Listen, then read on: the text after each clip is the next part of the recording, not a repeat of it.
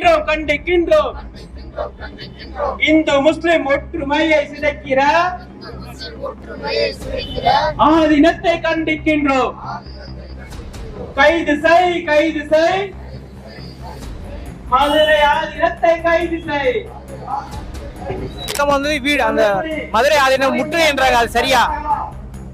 அது மதுரையில் செயல்படக்கூடிய கூட்டமைப்பின் சார்பில் மதுரை ஆதீனம் முற்றுகையிடும் போராட்டத்தை அறிவிப்பு செய்திருக்கிறார்கள். மதுரை ஆதீனம் அவர்கள் மறைமுகமாக பாரதிய ஜனதா கட்சிக்கு தேர்தல் பிரச்சாரத்தை தொடங்கிவிட்டாரோ என்று ஐயப்பாடாக இது எழுகிறது. ஆனா மதுரை ஆதீனத்துக்கு இந்த கூட்டத்தில் வாயிலாக எச்சரிக்கையா சொல்லிக் கொள்ள விரும்புகிறேன். ஒரு புள்ளி கூட நீ மதுரை புரிஞ்ச முடியாது. மதுரையில எச்சரிக்கை உனக்கு. நீ வந்திருந்து எல்லா வேலையும் பார்த்துட்டு தான் இருக்க. மதுரையில திருப்பரங்குன்ற விவகாரத்தை கையில் எடுக்கும் போது நீ சைவ மடங்கள் இந்து சொல்றதே வரலாற்று அவமானம். உனக்கு ஒழுங்கா வரலாறு தெரியல, நீ ஒரு தற்கூரி அப்படின்றதுக்கு என்ன அது உதாரணம்?